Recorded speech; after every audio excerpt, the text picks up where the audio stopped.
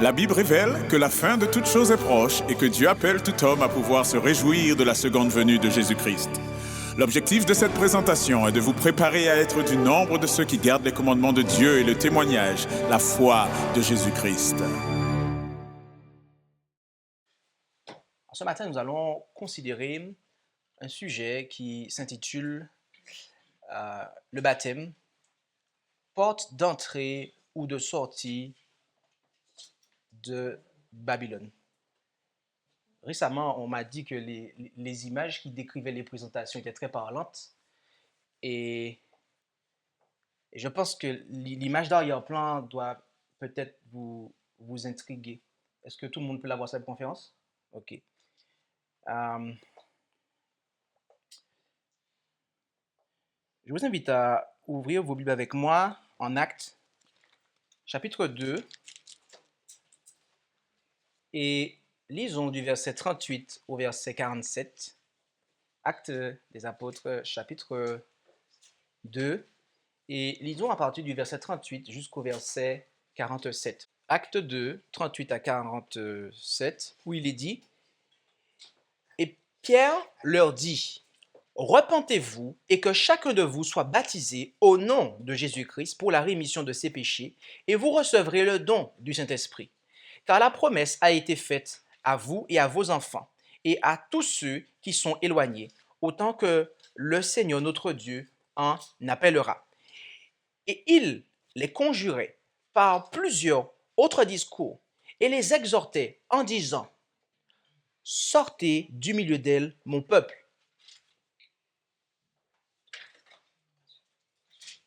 En fait, il leur a dit: sauvez-vous de cette race perverse. D'accord? Verset 41. Ceux donc qui reçurent de bon cœur sa parole furent baptisés, et ce jour-là, environ 3000 âmes furent ajoutées aux disciples. Et verset 42. Or, ils persévéraient dans la doctrine des apôtres, dans la communion, dans la fraction du pain et dans les prières. Et tout le monde avait de la crainte, et il se faisait beaucoup de miracles et de prodiges par les apôtres.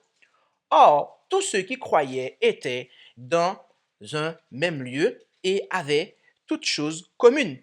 Ils vendaient leurs possessions et leurs biens et les distribuaient à tous selon le besoin que chacun en avait. Et ils étaient tous les jours assidus au temple d'un commun accord et rompant le pain dans leur maison. Ils prenaient leur nourriture avec joie et simplicité de cœur, louant Dieu et étant agréables à tout le peuple. Et le Seigneur ajoutait tous les jours à l'Église des gens qui étaient sauvés. Donc, nous avons là un récit de ce qui se passa de ce qui se produisit après la Pentecôte. D'accord? Et après avoir prêché l'Évangile, eh bien, Pierre a donné la substance du message de l'autre ange d'Apocalypse 18, à savoir de sortir du milieu de cette race perverse. Et lorsque les croyants juifs ont accepté de sortir, de se sauver de cette race perverse, eh bien, le texte nous dit qu'ils ont été baptisés et que 3000 âmes furent ajoutées. D'accord? Et je ne sais pas si, comme moi, vous avez une version Osterwald, d'accord? Mais lorsque vous regardez dans la Osterwald, le mot « aux disciples » est en italique, d'accord? Et lorsque c'est en italique dans la version Osterwald, eh bien, cela signifie que cela a été rajouté par le traducteur. Donc, dans le texte original, il s'agit que 3000 âmes furent ajoutées. Ok? Alors, pourquoi les traducteurs de certaines Bibles ont mis « aux disciples » ? Qu'est-ce qui a fait qu'ils ont rajouté aux disciples? Alors, il faut savoir déjà que l'ajout ne vient pas contrarier le texte, ne vient pas faire une contradiction. Et comment pouvons-nous savoir que cela ne vient pas être une contradiction? C'est parce que, voyez-vous, le terme qui est traduit par ajouter au verset 41 et au verset 47 est le même. Il s'agit de prosystemi. OK? Et donc, vous avez au verset 41, ceux donc qui reçurent de bon cœur sa parole furent baptisés, et ce jour-là, environ 3000 âmes furent ajoutées, prosystemi, aux disciples. D'accord? Et au verset 47, louant Dieu et étant agréable à tout le peuple, et le Seigneur ajoutait, prosystemi, tous les jours à l'église des gens qui étaient sauvés. Donc, au verset 47, ok, nous voyons que le Seigneur, une fois qu'il avait sauvé des gens, il les ajoutait, d'accord, à l'église. Ok? Et donc, automatiquement, nous comprenons qu'au verset 41, ils ont été ajoutés à quoi? À l'église, donc aux disciples en fait, d'accord? Ils ont été ajoutés. Et ainsi, nous voyons et nous comprenons la chose suivante.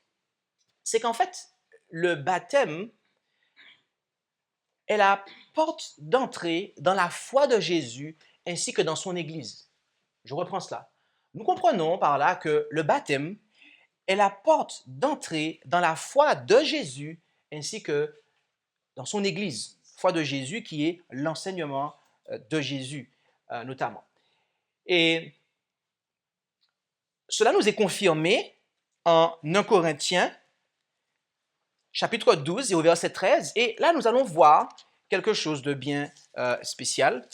1 Corinthiens, première épître de Paul aux Corinthiens, chapitre 12 et au verset 13. Et là, il est dit, car nous avons tous été baptisés par un même esprit pour être un seul corps, soit juif, soit grec, soit esclave, soit libre, et nous avons tous été abreuvés d'un même esprit. Donc, nous comprenons que ici, le baptême est normalement, et je vais souligner, mettre en italique et en gras ce mot, le baptême est normalement, mes amis, eh bien, la porte d'entrée dans l'Église, le corps du Christ. Et notez que l'apôtre prend le temps de préciser un seul corps. Il n'y en a pas deux, il n'y en a pas trois, quatre. Non. Il y a peut-être des croyants assemblés en différents endroits, mais c'est un seul corps, une seule foi. OK? Donc, que nous soyons martiniquais, guadeloupéens, haïtiens, canadiens, suisses, et je ne sais quelle autre encore nationalité, eh bien, c'est un seul baptême pour l'intégration dans une seule foi et dans un seul corps.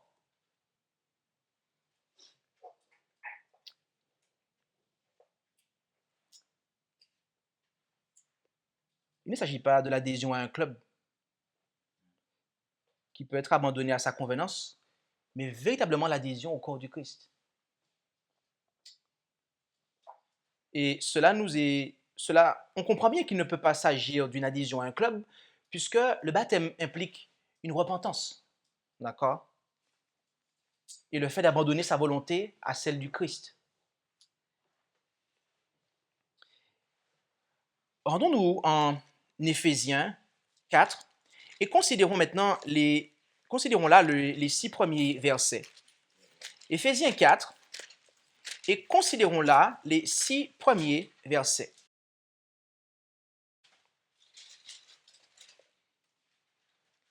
Éphésiens 4, versets 1 à 6, où il est dit là, « Je vous exhorte donc, moi, le prisonnier du Seigneur, à vous conduire d'une manière digne de la vocation qui vous a été adressée, en toute humilité et douceur, avec un esprit patient, vous supportant les uns les autres avec charité, vous appliquant à conserver l'unité de l'esprit par le lien de la paix. »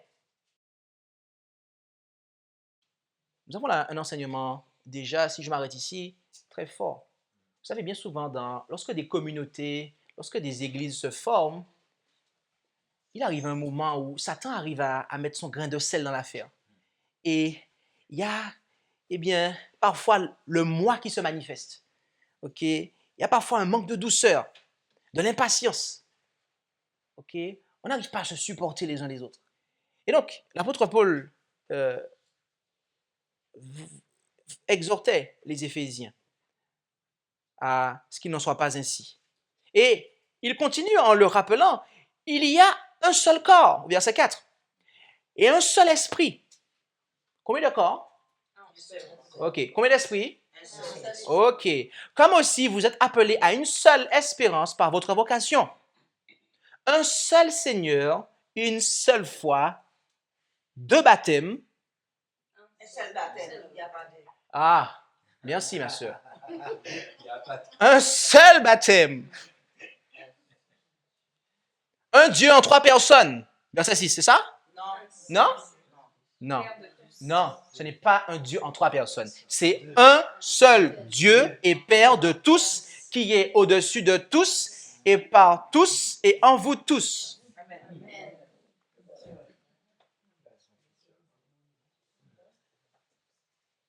Étant donné qu'il y a un seul corps, une seule Église,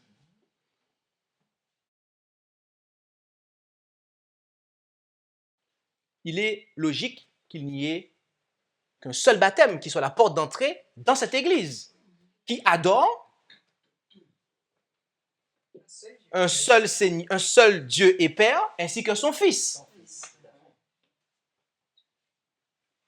Je reprends cela, au cas où si cela n'a pas été clair.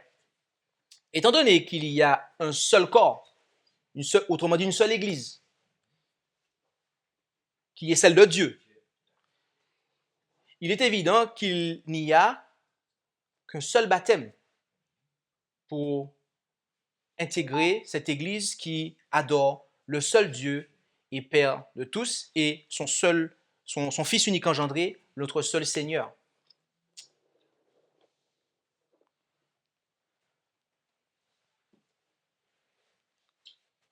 Par conséquent,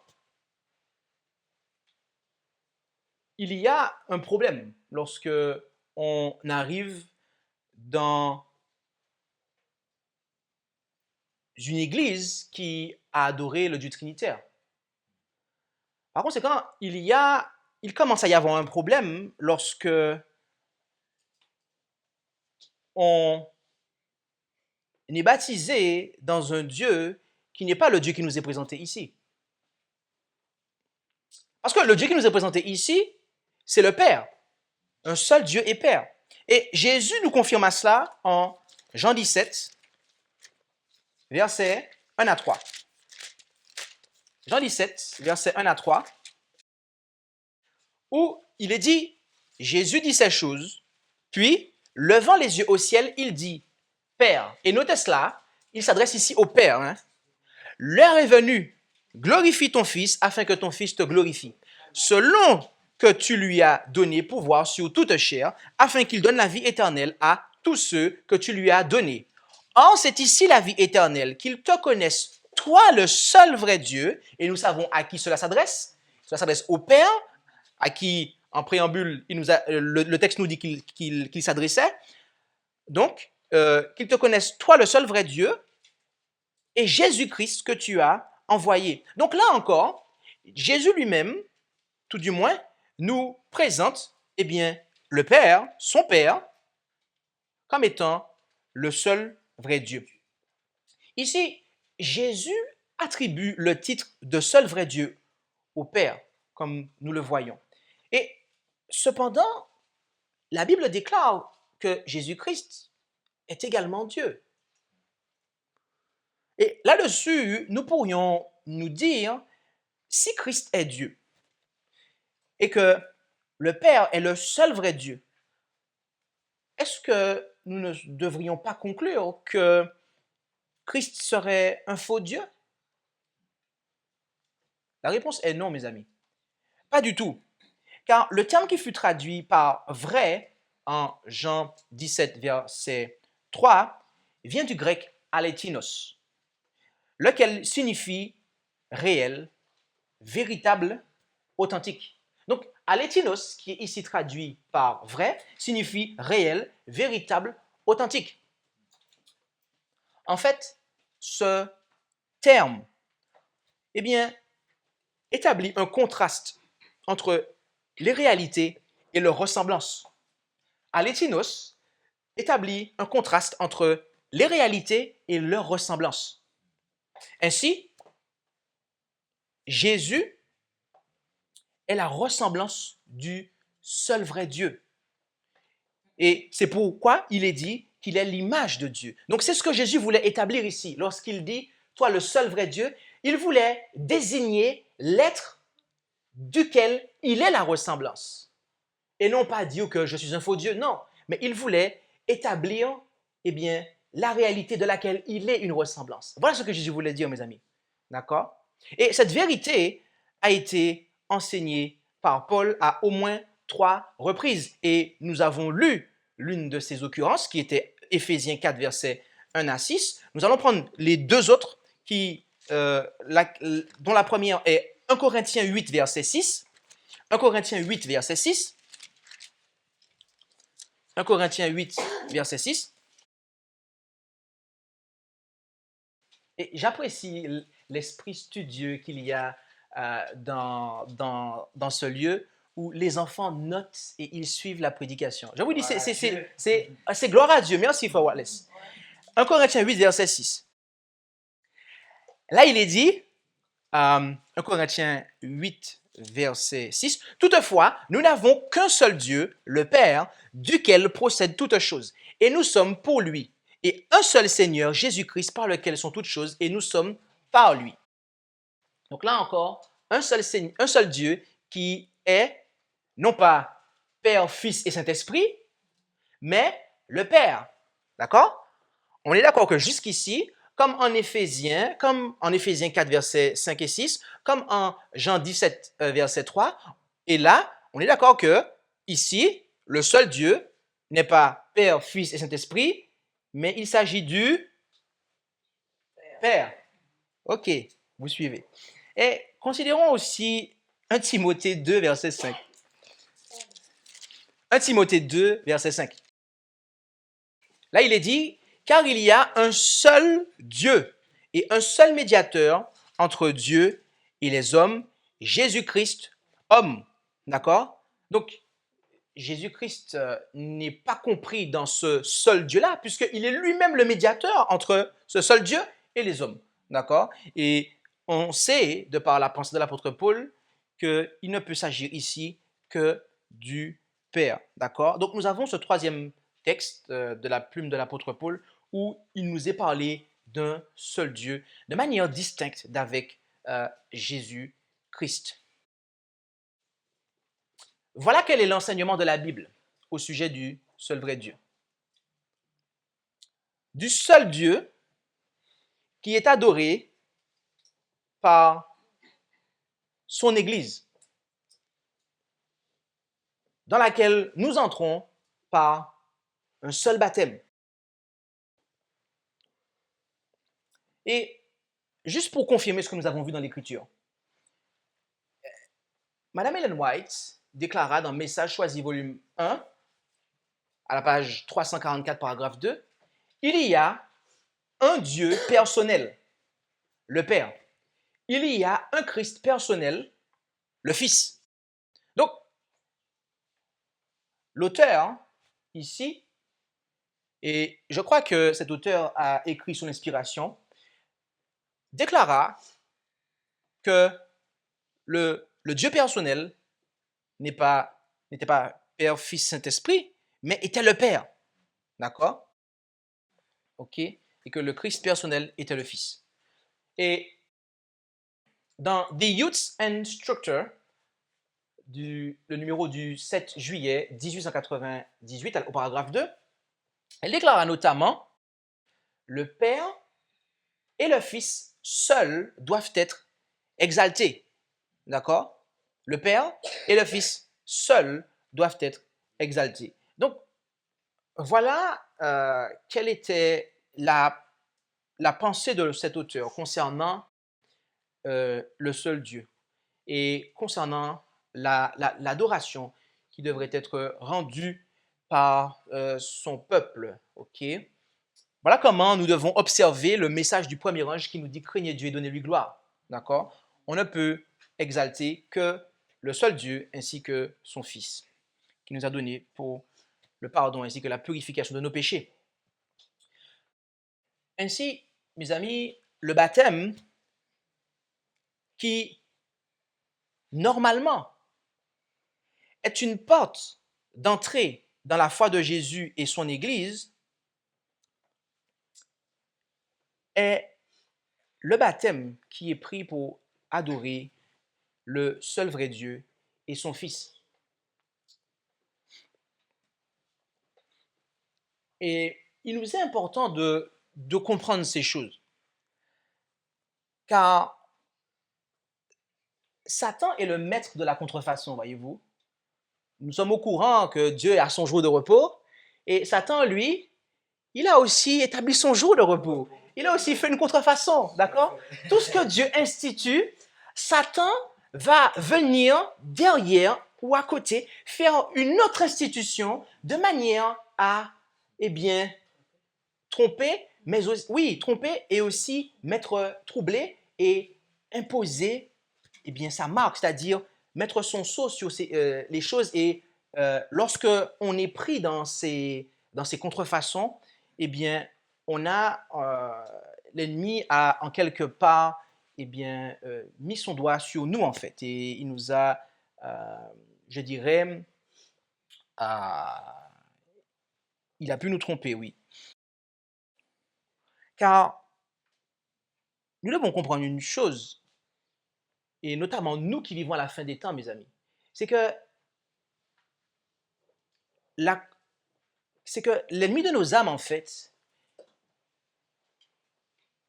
il se sert du baptême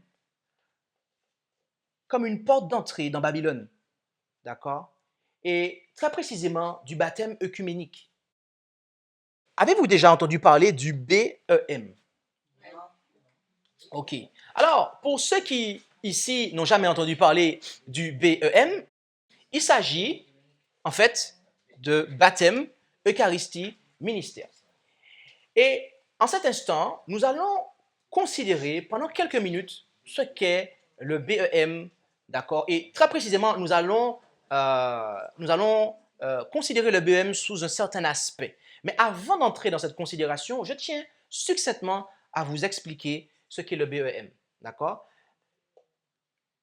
Le 15 janvier 1982, d'accord, des théologiens de beaucoup de traditions religieuses chrétiennes, dites chrétiennes, eh bien, se sont rassemblés à Lima, au Pérou, ok, pour justement rédiger, d'accord, et recommander, donc pour rédiger un document intitulé Baptême, Eucharistie, Ministère. Et ce document servirait de base à l'œcuménisme moderne, en fait, d'accord. Et dans ce document, eh bien, tous les documents qui a été ensuite transmis aux églises, okay, afin qu'elles puissent y répondre et s'appuyer dessus, eh bien, là-dessus, dans ce document, pour résumer, on fait comprendre que le baptême de toutes ces églises-là est le même en fait, d'accord? Que l'Eucharistie, donc tout ce qu'ils appellent les Saintes Seines, en fait, toutes les Saintes Seines qu'ils font, c'est l'Eucharistie en fait, hein, ok? Je ne sais pas si vous savez ce que c'est l'Eucharistie, mais en tout cas, toutes les églises qui ont accepté ce document, en fait, sont rentrées dans l'Eucharistie.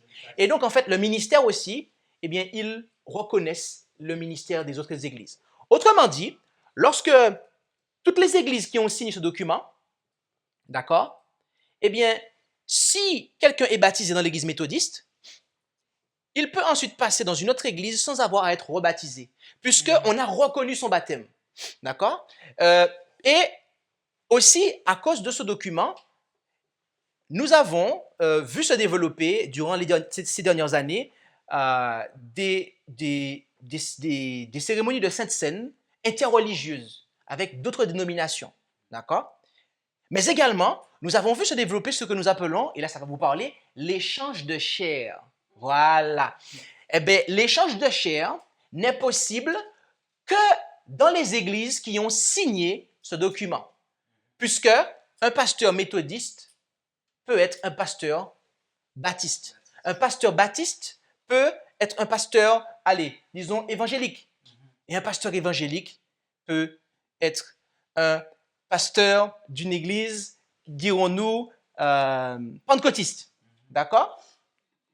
Donc, voilà ce que le BEM, en résumé. Et ici, nous sommes sur le site du Conseil œcuménique des Églises, donc le COE, wacoumen.org. Et à la page documentation, si vous faites vos recherches, vous allez trouver cette page-là. Au passage, la diapo, tout mon document a été réalisé hier, donc toutes les informations sont à jour.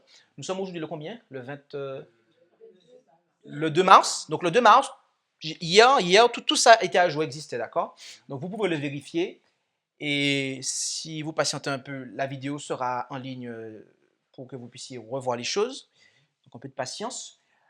Donc ici, ils disent que ce texte, d'accord, Baptême, Eucharistie, Ministère, ce célèbre texte, adopté par la commission plénière foi et constitution lors de sa réunion de Lima, Pérou, en 1982, fait le point sur l'accord toujours plus grand et les différences qui subsistent dans les domaines fondamentaux de la foi et de la vie des églises. Document le plus largement diffusé et étudié de foi et constitution, le BEM a servi de base à de nombreux accords de reconnaissance mutuelle entre églises et il demeure une référence aujourd'hui encore.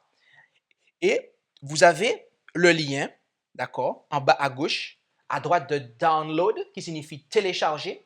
Vous avez le document que vous pouvez télécharger en français, si bien évidemment vous cliquez sur tout en haut à droite français, d'accord? Parce que normalement c'est en anglais dès que vous arrivez dessus ou pas, mais en tout cas, moi comme j'ai fait mes recherches en anglais, donc je suis arrivé d'abord sur l'anglais, mais normalement vous pouvez choisir la langue, donc il y a au minimum 4 langues, hein, anglais, allemand, français, espagnol, et si vous mettez le site en français, vous aurez le BEM en français, ok? Et donc, ce document se présente comme tel lorsque vous le téléchargez. OK? Et c'est un document qui est signé par le Conseil œcuménique des Églises. Notez bien cela, d'accord? C'est un document que le Conseil œcuménique des Églises diffuse. Et tout en haut, il est marqué « Ce dossier électronique est mis à la disposition des Églises et de tous les intéressés afin d'encourager une discussion individuelle et œcuménique du texte. Pour un usage plus large, nous vous encourageons à acheter le texte imprimé que vous pourrez obtenir auprès des publications du COE. D'accord? Et il rajoute, en cas de divergence entre les deux textes, c'est le texte imprimé qui fait foi. OK?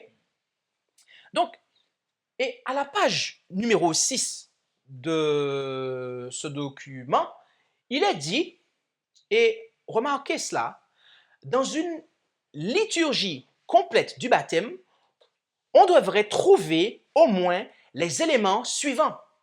Une proclamation des textes de l'Écriture se rapportant au baptême, une invocation du Saint-Esprit, une renonciation au mal, une profession de foi au Christ et à la Sainte Trinité, l'usage de l'eau, une déclaration que les personnes baptisées ont acquis une nouvelle identité comme fils et filles de Dieu et comme membres de l'Église, appelés à rendre témoignage à l'Évangile.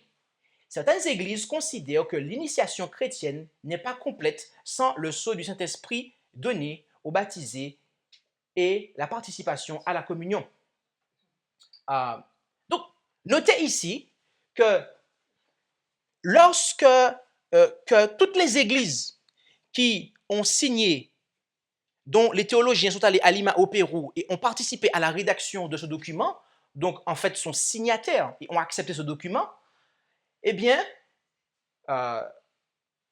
reconnaissent cela en fait, à savoir qu'elles reconnaissent l'invocation du Saint-Esprit, d'accord, et une profession de foi au Christ et à la Sainte Trinité, d'accord. Donc ça c'est le baptême œcuménique, mes amis, d'accord. Donc un baptême œcuménique, Vous avez ces éléments-là qui le caractérisent. D'accord?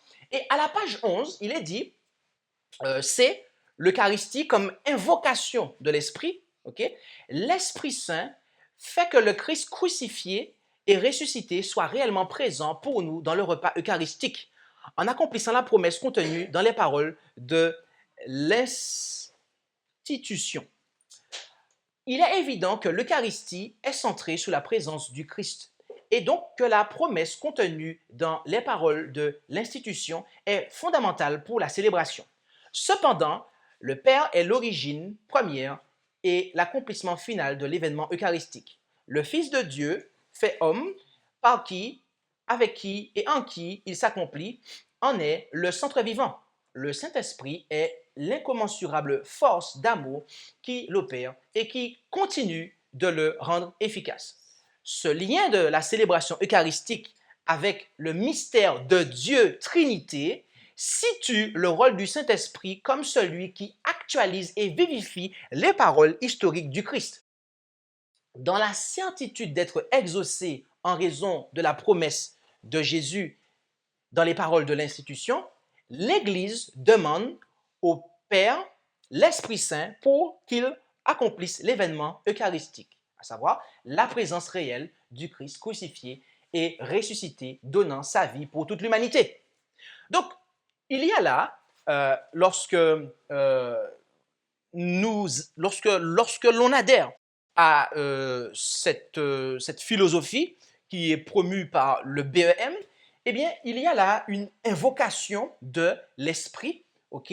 Et lorsque on participe, ok, à une sainte scène, dirons-nous, eh bien, qui s'inscrit en accord avec le baptême œcuménique, d'accord? Eh bien, nous sommes en communion avec le Dieu Trinité, d'accord? Donc, les églises qui ont accepté ce document, eh bien, sont des églises dont les services de Sainte Seine, dirons-nous, eh bien, mettent les membres en communion avec la Trinité, d'accord? Or, que dit l'apôtre Paul? Nous ne devons pas avoir de communion avec les démons, ok? Ok?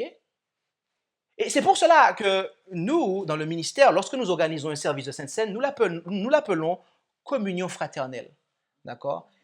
Communion fraternelle. Et dans l'anglais, c'est cela notamment comment les pionniers l'appelaient, et Ellen White aussi, communion or Lord's Supper, c'est-à-dire le souper du Seigneur. Okay? Sainte Seine étant un mot qui n'apparaît nulle part, ni dans l'esprit de prophétie en anglais, ni dans la Bible. Mais cela n'est pas le point ici. Le point, c'est que nous voulons montrer que un service de cette scène qui est réalisé dans une église qui adhère à ce document, eh bien, est un service qui nous met en communion avec le Dieu de la Trinité. OK? Et remarquez une chose, c'est que le Conseil œcuménique des églises, il y a un critère pour en faire partie. En effet, lorsque vous cliquez sur la page « Qui sommes-nous ?» eh bien, ils disent « Qu'est-ce que le Conseil œcuménique des Églises ?» Le Conseil œcuménique des Églises est une communauté fraternelle d'églises qui confessent le Seigneur Jésus-Christ comme Dieu et Sauveur selon les Écritures et s'efforcent de répondre ensemble à leur commune vocation pour la gloire du seul Dieu, Père, Fils et Saint-Esprit. Et c'est là que nous avons un problème, puisqu'on a vu dans la Bible que le seul Dieu, c'est le Père. Mais eux, là, c'est très clairement trinitaire. OK? Et donc, le Conseil œcuménique des Églises, c'est une communauté fraternelle d'églises. Donc, toutes les églises qui s'amassent dans ce conseil et qui adhèrent, en fait, notamment au BEM, eh bien, elles répondent à la vocation commune pour la gloire de la Trinité. Voilà. Et donc, remarquez l'objectif plus loin qui est développé. Cette communauté d'église est sur la voie de l'unité visible en une seule foi et une seule communauté eucharistique exprimée dans le culte et la vie commune en Christ. Elle s'efforce de progresser vers cette unité, tout comme Jésus a prié pour ses disciples afin que le monde croie. Jean 17, verset 21. D'ailleurs, je m'arrêterai ici pour dire au passage que cette présentation fait suite à la présentation intitulée « Œcuménisme forcé, la vérité devient une option ». Ok? Donc, ceux qui considèrent cet enregistrement, je vous invite à considérer cette présentation et vous allez voir que la présentation actuelle est la prolongation de ce que nous avons vu dans le deuxième numéro des signes des temps de cette année. Et plus loin, ils disent, le Conseil œcuménique des Églises, le COE, est la plus vaste et la plus inclusive des nombreuses expressions organisées du mouvement œcuménique moderne, dont l'objectif est l'unité des chrétiens. Donc, remarquez que l'objectif est l'unité des chrétiens. Ça veut dire que du moment que vous fricotez, excusez-moi, mais du moment que vous fricotez avec le Conseil œcuménique des Églises, mes amis, c'est que vous êtes pour l'unité visible des chrétiens. L'unité, mais comme nous l'avons vu dans la présentation, c'est en fait unité sans la vérité. D'accord, c'est ce que nous avons vu dans la présentation. Œcuménisme forcé, la vérité devient une option. Et oui, parce que oui, nous voulons l'unité. Moi aussi, je veux l'unité, je vous le confesse, je veux l'unité. Mais pas sans la vérité, mes amis. Et c'est là le problème, c'est que le pape François, il veut l'unité, mais sans la vérité. Il veut l'unité dans la tradition. Et nous ne pouvons pas accepter cela. Désolé, monsieur François.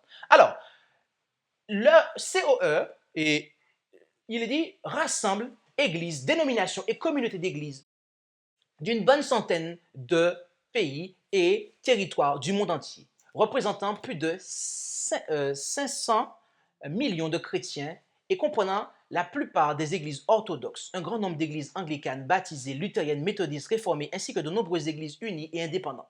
Si les églises fondatrices du COE se trouvaient pour la plupart en Europe et en Amérique du Nord, de nos jours, ce sont les églises membres en Afrique, en Asie, aux Caraïbes, en Amérique latine, au Moyen-Orient et dans la région du Pacifique qui sont en majorité. Le COE compte actuellement 350 églises membres.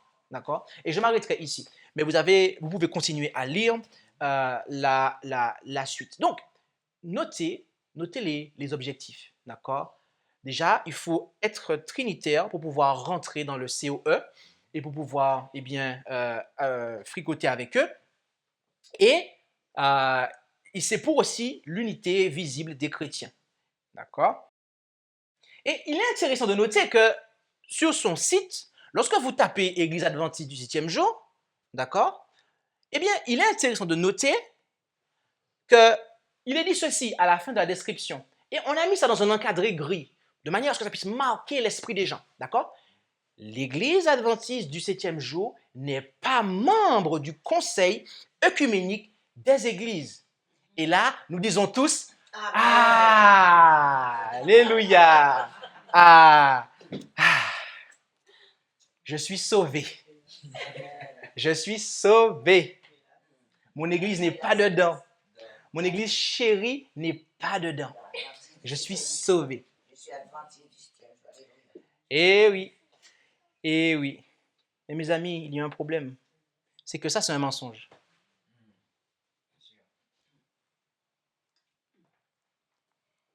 Et nous allons passer quelques minutes pour démonter ce mensonge et vous montrer que ça, c'est un mensonge.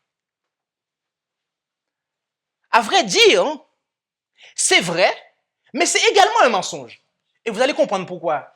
C'est vrai, mais c'est également un mensonge dans quelques instants.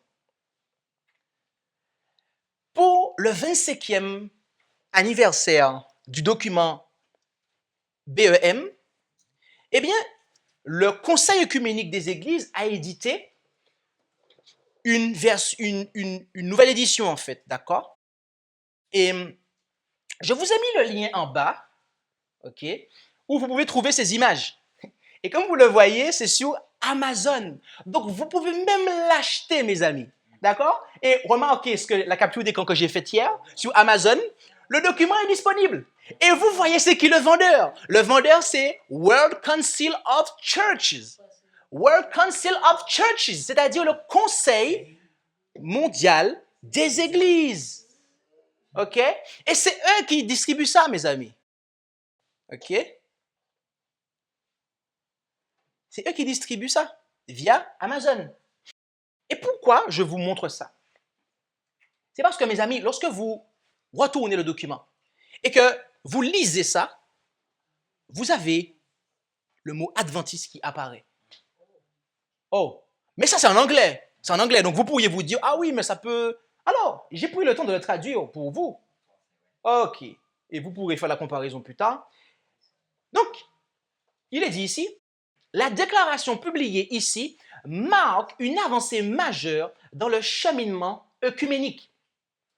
Résultat d'un processus d'étude et de consultation qui a duré 50 ans, ce texte sur le baptême, l'Eucharistie et le ministère représente la convergence théologique qui a été réalisée au cours des décennies de dialogue sous la direction du Saint-Esprit. Plus de 100 théologiens se sont réunis à Lima, Pérou, en janvier 1982 et ont unanimement recommandé de transmettre cette déclaration commune, le texte de Lima, aux églises afin qu'elles l'étudient ensemble et y apportent une réponse officielle. Elle représentait pratiquement toutes les grandes traditions ecclésiales. Orthodoxe orientale, il y a une deuxième fois. Il faudrait que je vérifie ça.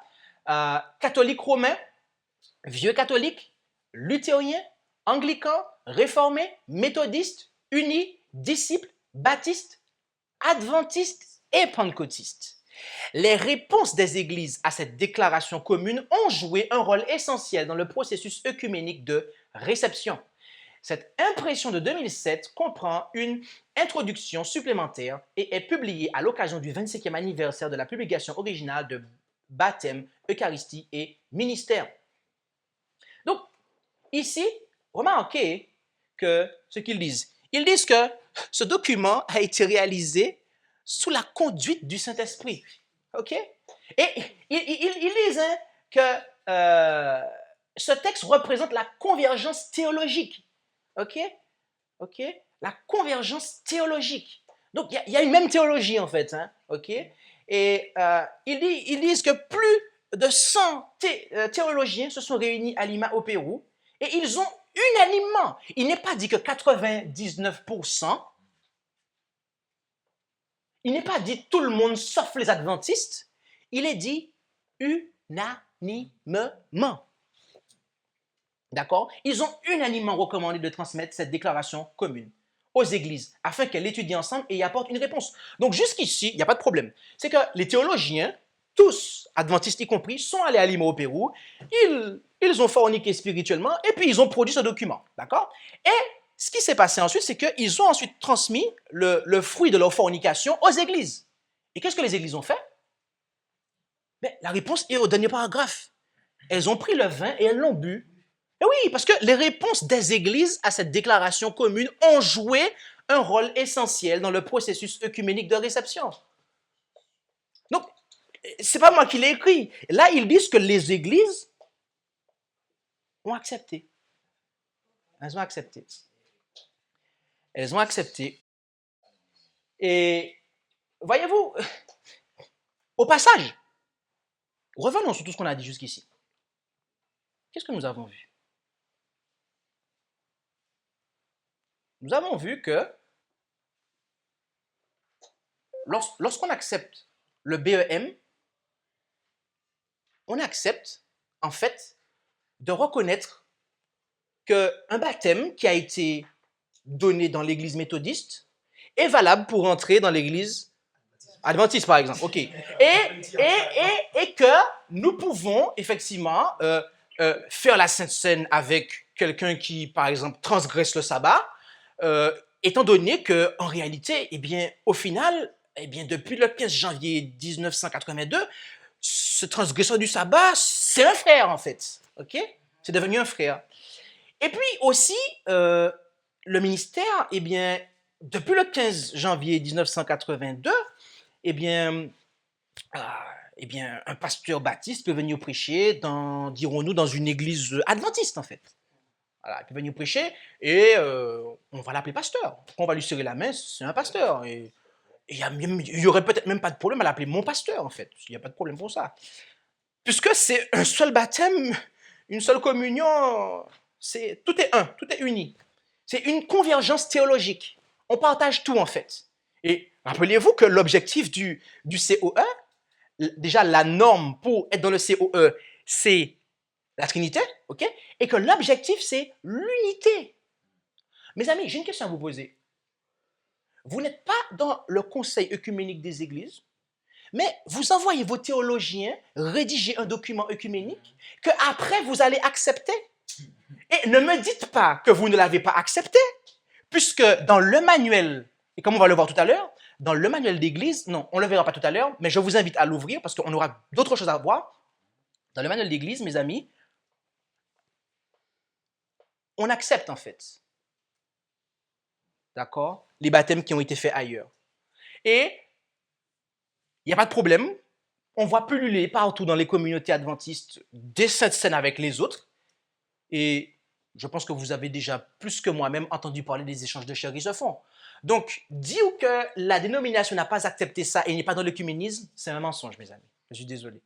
Et, remarquez, on va aller plus loin dans la chose. C'est que, avant d'avoir dit que l'Église adventiste du 7e jour n'est pas membre du Conseil œcuménique des Églises, donc sous la page adventiste, l'avant-dernier paragraphe, là, et j'ai souligné pour vous, il est dit que, toujours en parlant des adventistes, selon les principes guidant le travail de la conférence générale, donc General Conference Working Policy, O75, les adventistes du 7e jour, et là, ils vont citer le Working Policy. Le Working Policy, mes amis, c'est le manuel d'église, le manuel pour les pasteurs, en fait, okay? Pour ceux qui sont ouvriers dans l'œuvre, en fait.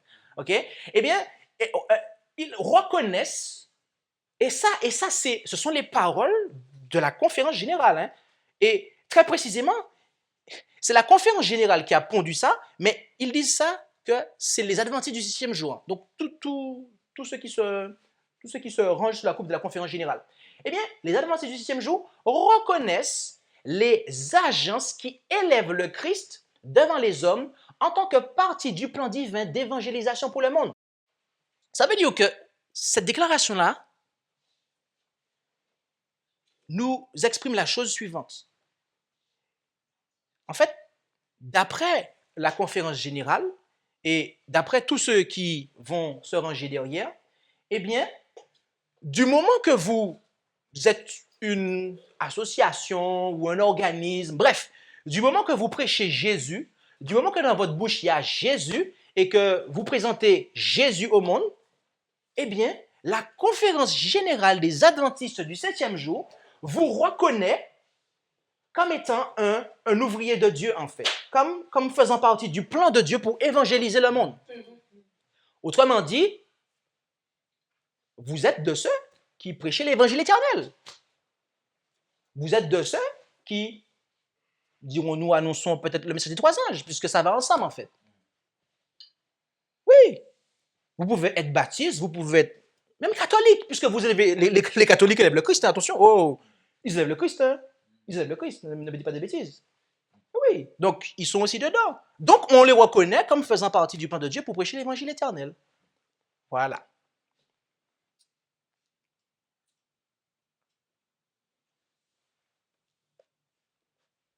Mes amis, si les pionniers adventistes étaient vivants aujourd'hui, est-ce que vous savez comment ils auraient appelé ça? Babylone! Babylone!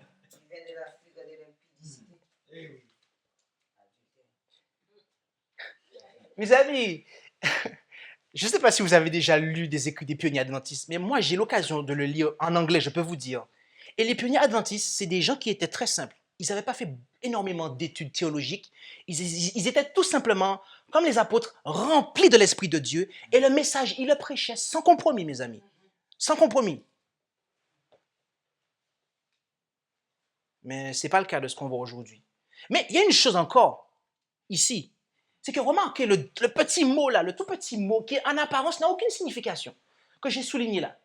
Et on va le reprendre mais dans la phrase. Ils disent, s'ils accueillent favorablement les occasions de dialogue permettant d'arriver à une meilleure compréhension, ils ne se sont pas officiellement joints au mouvement œcuménique organisé en entrant dans des conseils d'église.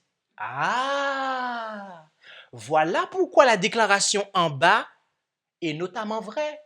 C'est parce qu'ils ne l'ont pas jointe officiellement. Mais officieusement, qu'en est-il, mes amis, d'après tout ce que nous avons vu? Ah, moi je vous dis, officieusement, ils sont dedans, parce que les faits parlent d'eux-mêmes. Vous envoyez vos théologiens travailler avec d'autres théologiens pour écrire un document, pour le soumettre, et vous l'acceptez. Mes amis, en fait, la phrase qui est en bas, c'est juste pour ne pas alarmer la branche conservatrice de l'Église. C'est juste pour que les conservateurs de l'Église puissent être tranquilles et dire « Ah non, c'est encore l'Église de Dieu, ils ne sont pas Babylone. » Mais en fait, dans le dos des membres, nous avons vu ce qu'ils font.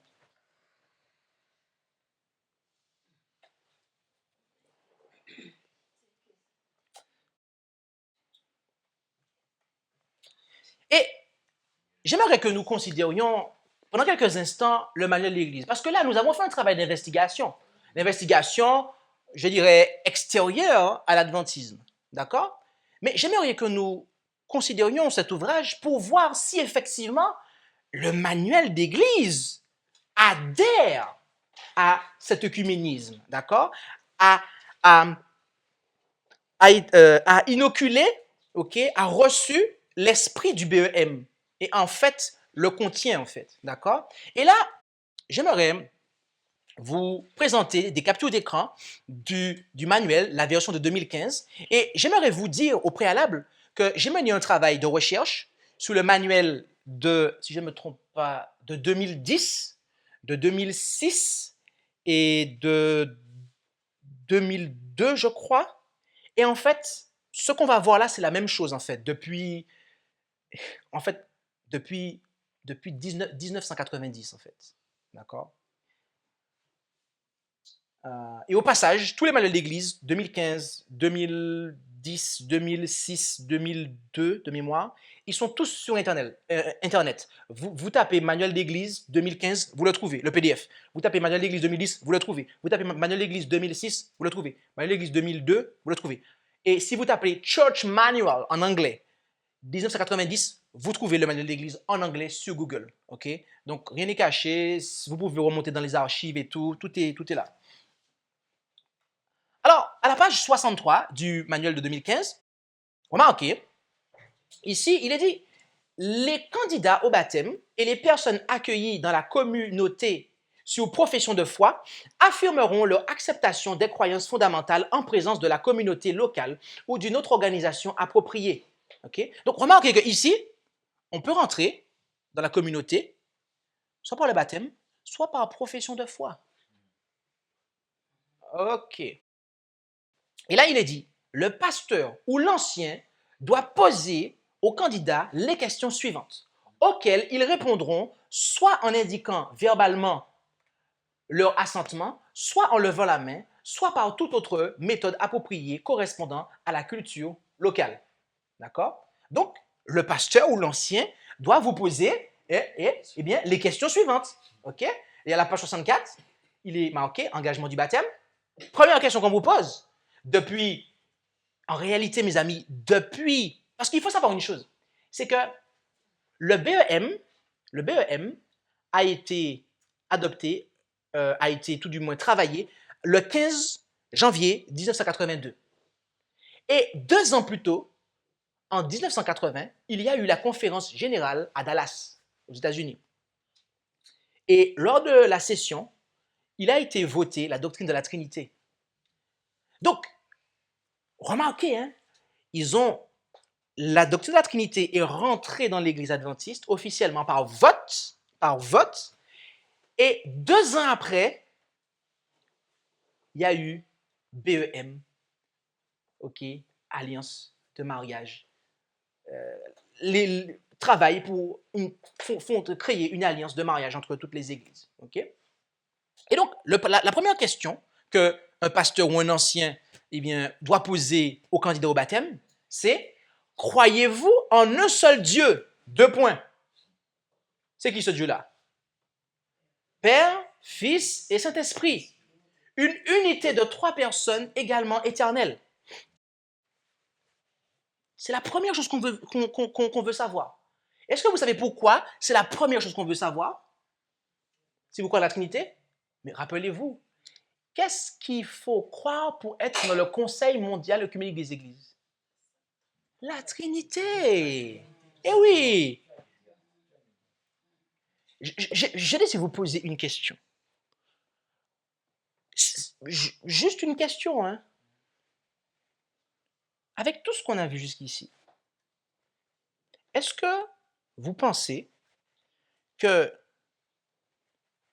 se faire baptiser dans l'Église adventiste du 7e jour, de nos jours, surtout lorsqu'on accepte ces engagements-là, est-ce que vous pensez que les gens qui ont pris ce baptême ont intégré l'Église du Christ? Est-ce que leur baptême, je ne veux pas de réponse, hein, je veux juste pousser à la réflexion personnelle. Est-ce que vous pensez que ce baptême-là amène les gens dans le baptême que nous avons vu dans la Bible, qui fait les gens rentrer dans l'Église du Christ, laquelle adore le seul Dieu qui est le Père, ainsi que le seul Seigneur, son Fils? Est-ce que vous pensez que est-ce que ce baptême-là ne serait-il pas un baptême œcuménique en fait? C'est juste une réflexion que je veux poser. Je ne veux pas de réponse. Et à la page 65, le dernier point notamment, il est dit, le point 13, acceptez-vous, en haut de la slide, acceptez-vous et croyez-vous que l'Église adventiste du 7e jour est l'Église du reste de la prophétie biblique, où sont invités et acceptés des membres de toute nationalité, de toute race, de toute langue? Désirez-vous devenir membre de cette communauté locale de l'Église mondiale? Cela pourrait ne pas poser de problème. Mais mes amis, lorsque vous lisez les écrits d'Ellen White dit que les principes qui ont fait de nous ce que nous sommes, ce sont les principes qui ont été adoptés durant les 50 dernières années. Et il y a une sœur qui m'a dit il y a un pasteur qui lui a dit, oui, mais ce sont les 50 dernières années. Ça veut dire qu'il faut faire 2019 moins 50. Et on sait quel principe il faut adopter. Mais mes amis, Ellen White a écrit ça en 1905. Donc c'est de 1855 à 1905. Et mes amis, les principes fondamentaux qui étaient en vigueur, ce sont les principes fondamentaux de 1889. Par conséquent, l'Église du reste, quel que soit le nom qui est inscrit sur le linteau de sa porte, c'est l'Église qui a une foi qui correspond aux principes fondamentaux de 1889.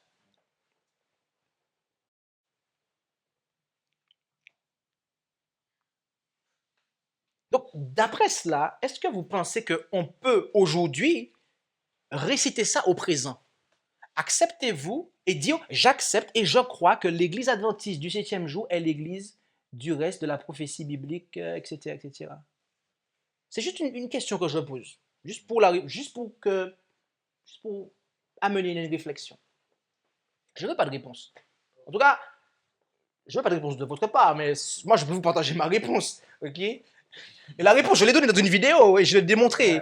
Mais mes amis, aujourd'hui, et j'assume ce que je dis là, il y aura peut-être des pouces pas bien sur YouTube, mais j'en ai rien à faire, voyez-vous, c'est pas mon problème. Moi, je suis là pour prêcher la vérité. Mes amis, aujourd'hui, la dénomination des Adventistes du 7e jour n'est plus sur la plateforme de la vérité qui faisait de l'Église du reste. Ok? Je pense que cette phrase est assez claire. Mais ça, c'est ma conviction profonde. Je ne veux forcer personne à accepter ça. C'est juste les faits. S'ils sont étudiés, je suis convaincu qu'ils amènent à cette conclusion-là. Mais remarquez les vœux de baptême alternatif.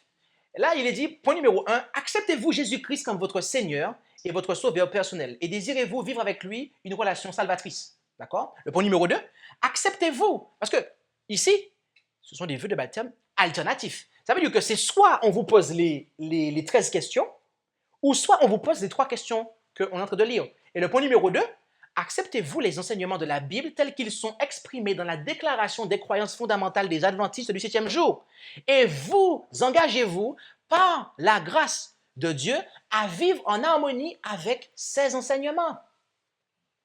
Donc, si l'ancien ou le pasteur ne font pas dire Amen au candidat aux 13 points, c'est les 3 points. Et dans les 3 points, bien évidemment, vous aurez fait une classe baptismale et vous aurez étudié tous ces points-là et vous aurez dit pratiquement Amen à ça, en fait. Donc, vous aurez au préalable dû adopter les croyances fondamentales des adventistes du 7e jour, pas de 1889, mais de l'Église actuelle.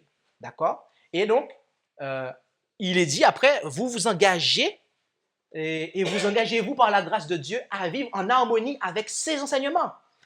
OK? Ça veut dire que quand je prends ce baptême, eh bien, je m'engage, j'ai pris un engagement à vivre en harmonie avec ses enseignements. D'accord?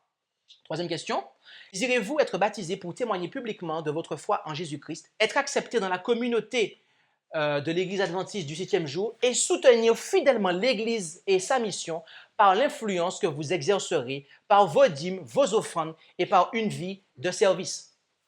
D'accord? Donc, lorsque, bien évidemment, on prend le baptême dans la dénomination de nos jours, eh bien, on a pris l'engagement, okay? On s'est engagé à être membre, à être dans la communauté actuelle, donc de l'Église adventiste du 6e jour, et à soutenir fidèlement la dénomination, l'Église et sa mission par son influence, donc en étant présent, en étant là, par son influence, ok, qu'on exercera, par exemple, en participant au programme des enfants, en prêchant, en tenant une classe du sabbat, tout ce genre de choses en fait. Exercer une influence, ok, notamment, et aussi en versant la dîme et les offrandes. Ok? Donc, voilà à quoi on s'engage. D'accord? Aujourd'hui, lorsqu'on se fait baptiser dans la dénomination, on s'engage à adorer le Dieu trinitaire. Ok? On s'engage à reconnaître que l'Église actuelle, telle qu'elle est, avec les enseignements qu'elle a, c'est l'Église du reste. Et bien évidemment, on s'engage à soutenir financièrement par nos services, par notre influence, ok, eh bien, une Église qui adore un faux Dieu et commet la fornication spirituelle avec les autres églises depuis quelques années après 1980. En somme, voilà ce que cela signifie. Si je n'ai pas été clair, vous me dites, je peux le reprendre, mais je pense que j'ai été clair. Ensuite, l'alliance baptismale.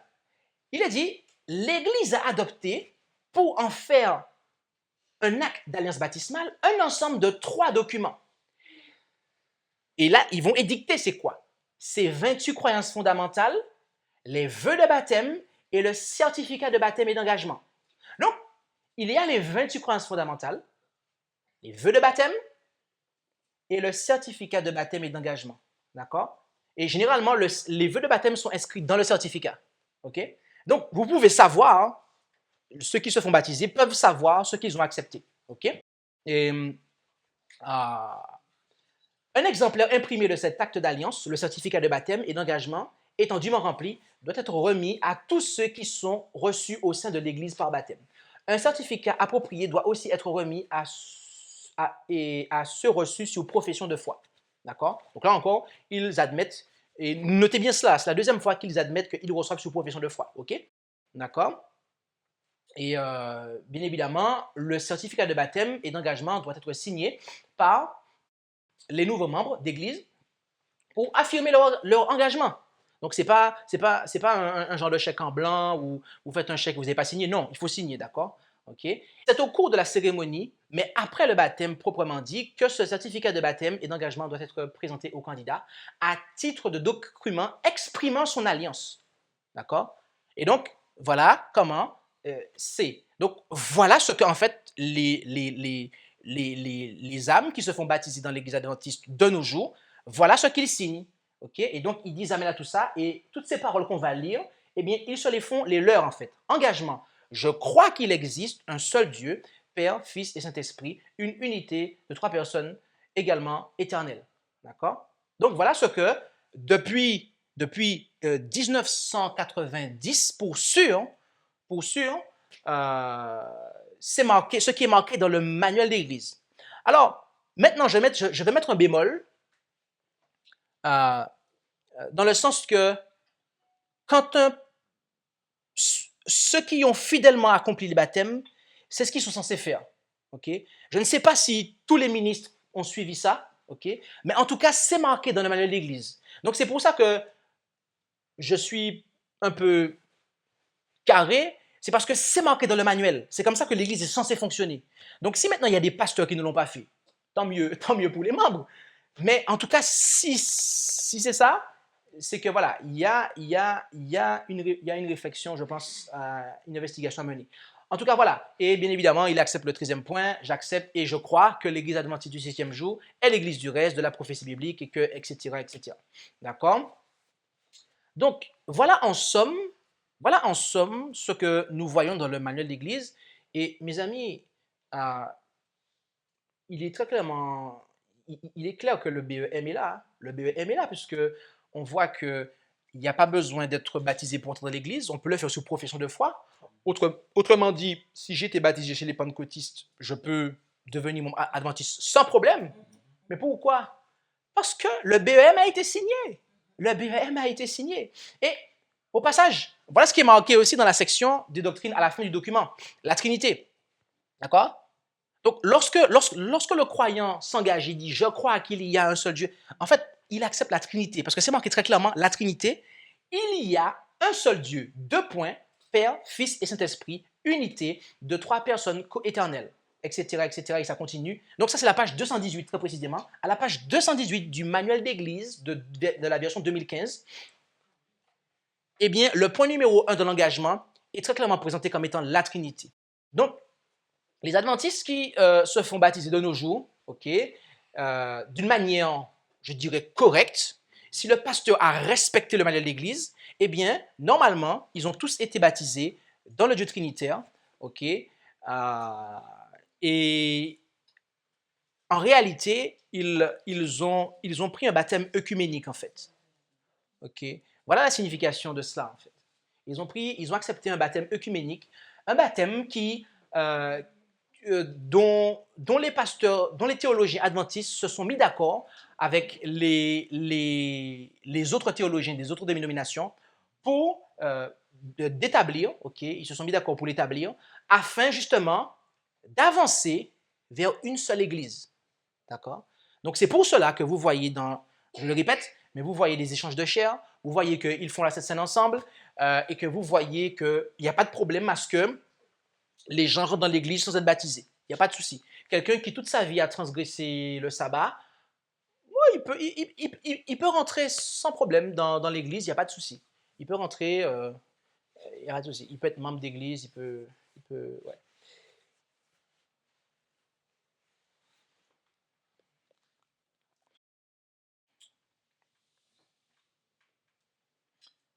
Après, et oui, donc là, j'ai mis pour vous une petite capture d'écran du manuel, du Church Manual de 1990. Voilà à quoi il ressemble. Et donc, vous pouvez le trouver sur Google si vous tapez Church Manual et 1990. Et dedans, vous voyez que le BEM avait déjà fait son intrusion. D'accord?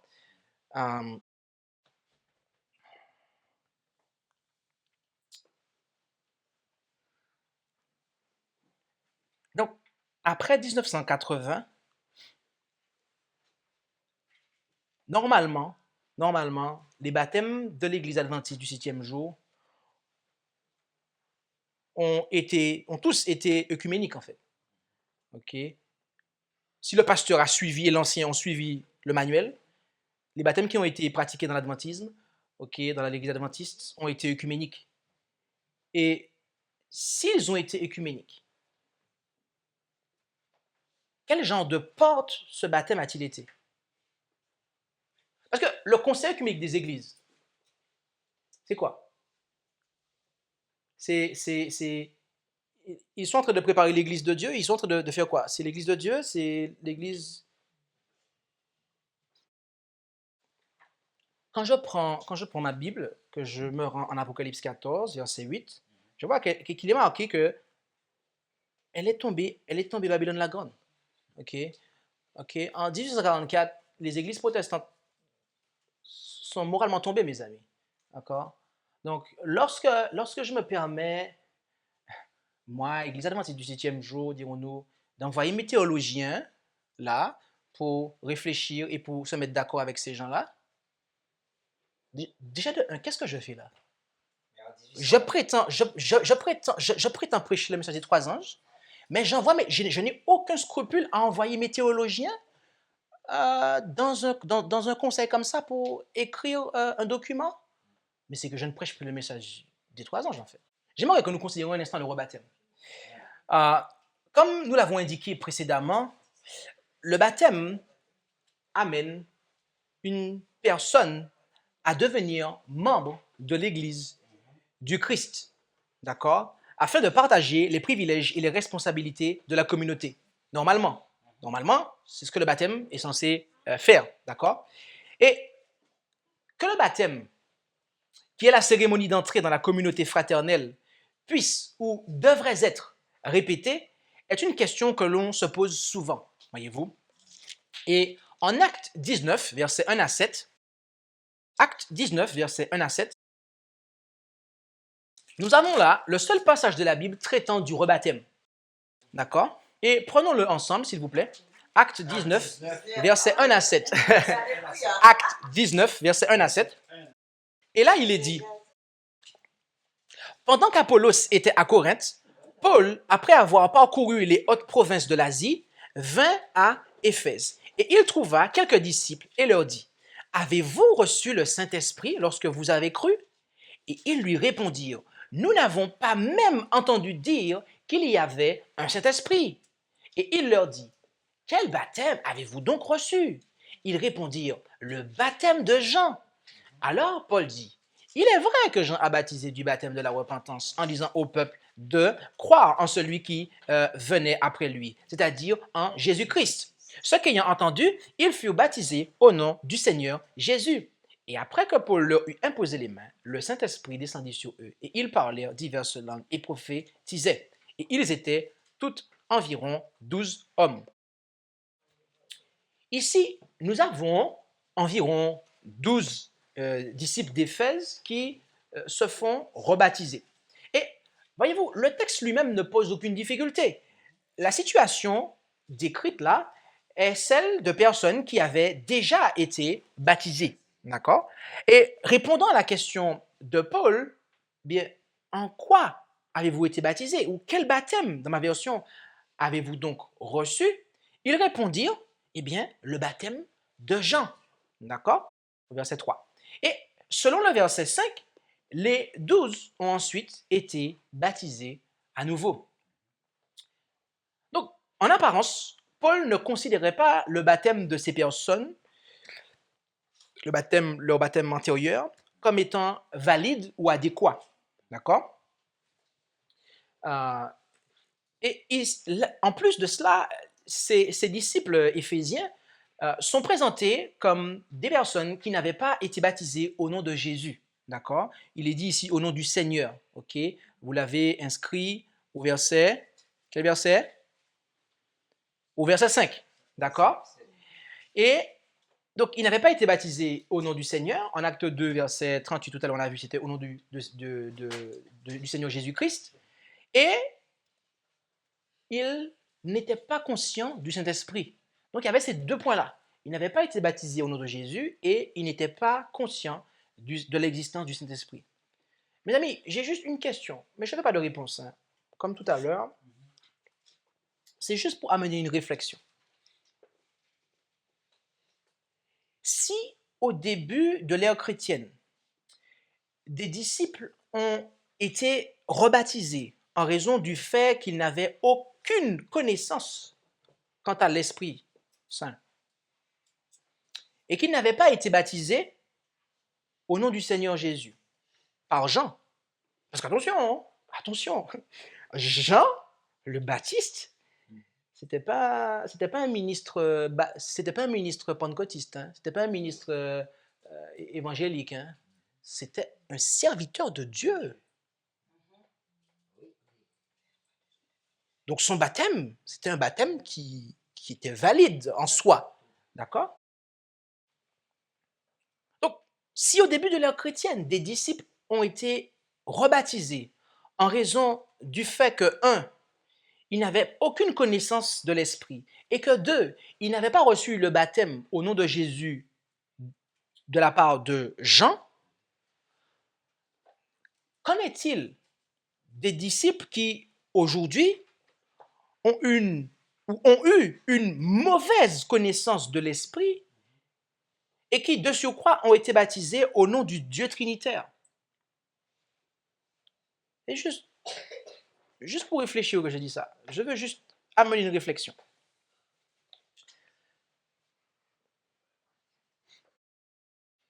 J'aimerais, après avoir posé cette réflexion, j'aimerais que nous considérions le témoignage de Jésus et l'esprit de prophétie qui, je le crois, a été manifesté dans le ministère d'Ellen G. White.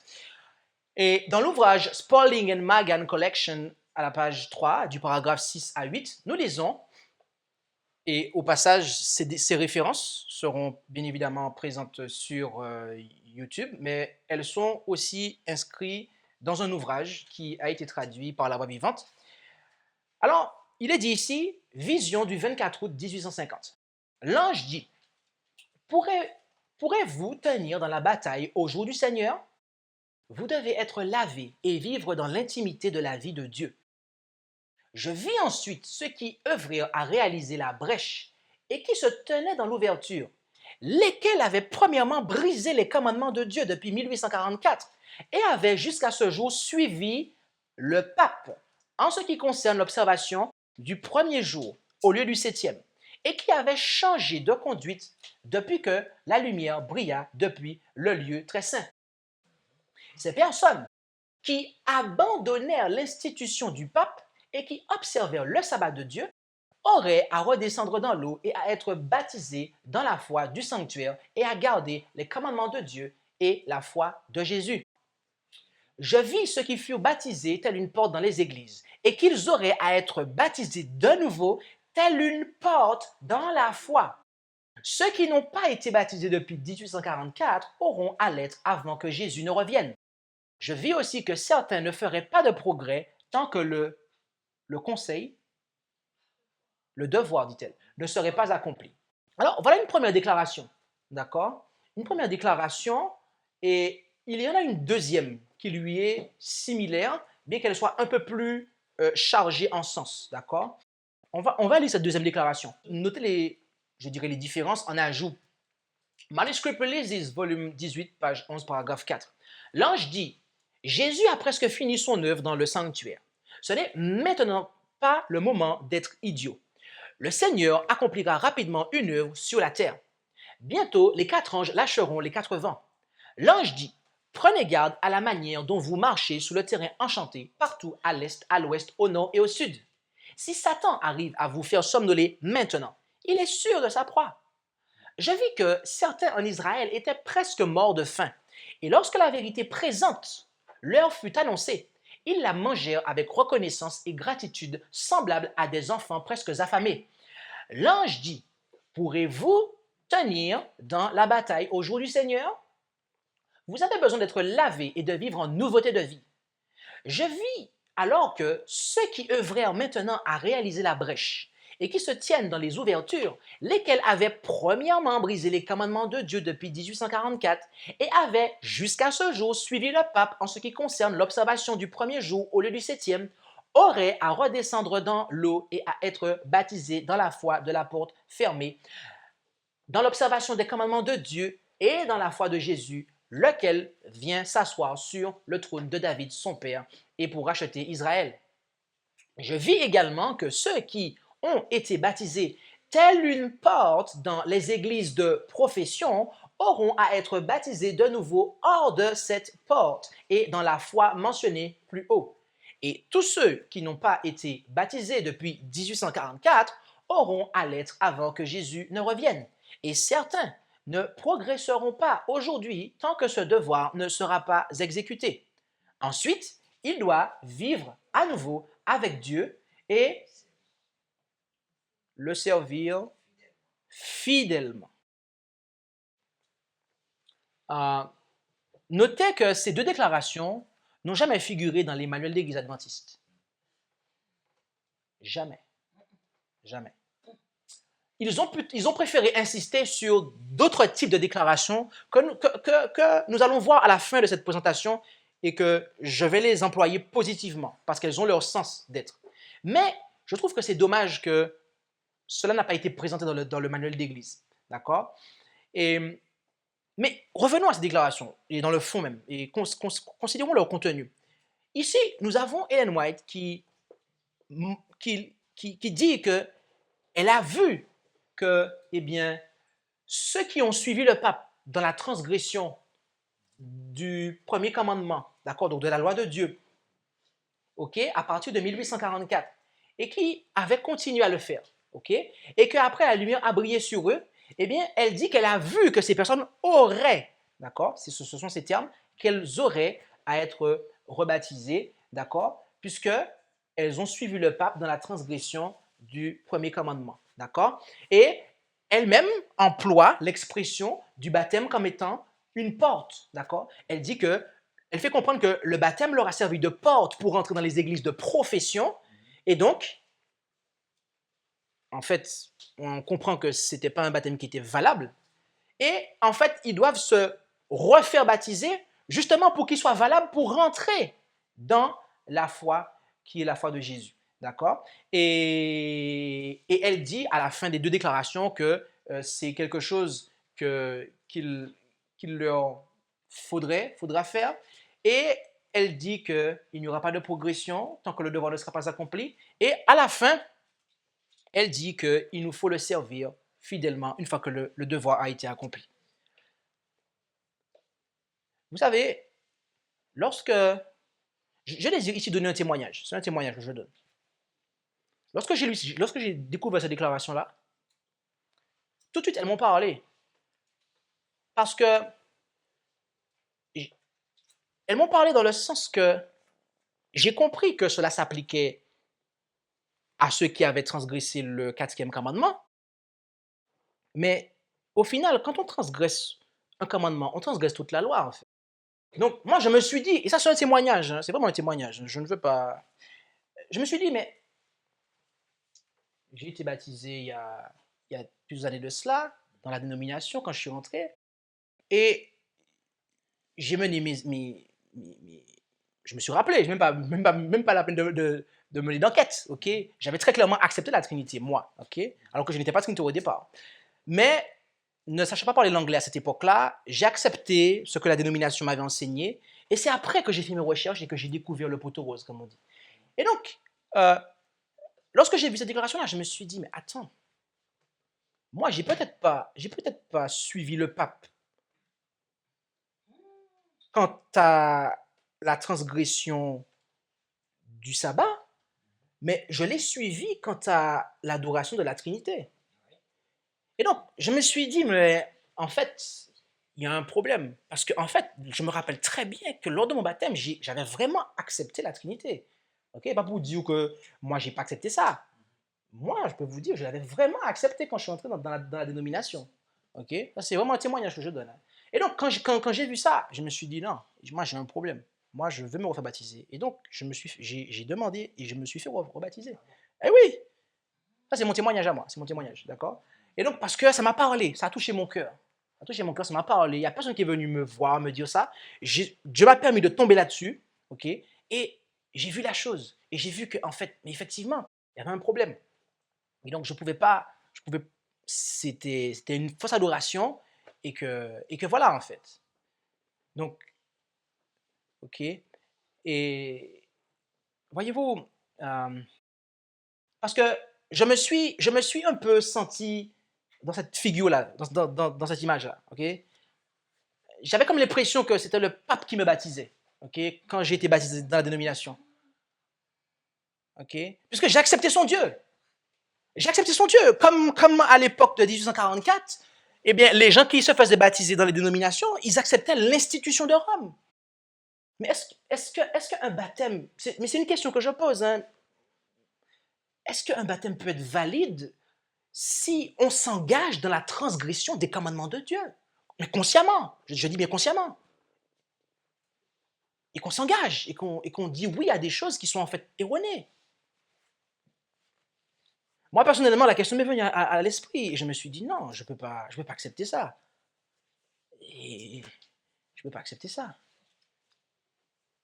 Donc voilà comment je me suis un peu senti.